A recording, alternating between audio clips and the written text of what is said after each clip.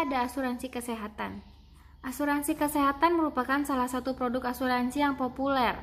Asuransi kesehatan menangani masalah kesehatan dan melindungi finansial Anda dalam menanggung biaya mulai dari proses perawatan sakit yang diderita hingga sembuh. Pada umumnya, jenis penyakit yang dapat ditanggung oleh asuransi ini meliputi cacat, sakit, hingga kematian.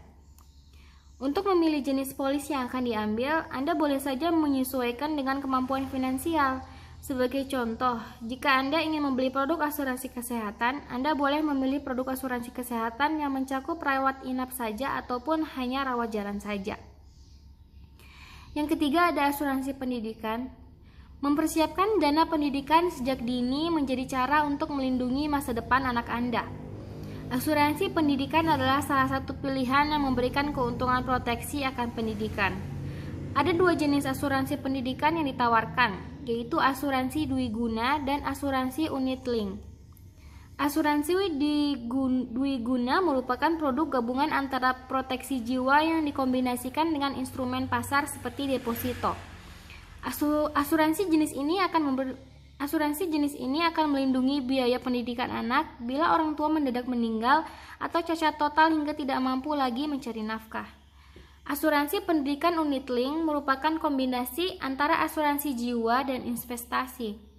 Keuntungan dan komponen investasi dibagi sesuai dengan jenjang pendidikan anak. Yang keempat ada asuransi investasi.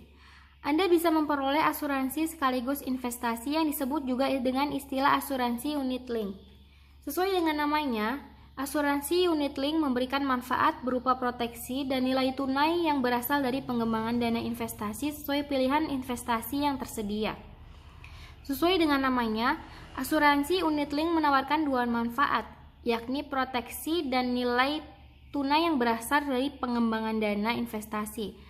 Jadi, dari total premi yang disetorkan oleh pemegang polis, ada sebagian dana yang dialokasikan untuk biaya proteksi dan ada yang dialokasikan untuk investasi. Asuransi unit link memberikan proteksi berupa perlindungan jiwa, kesehatan, kecelakaan, hingga penyakit kritis.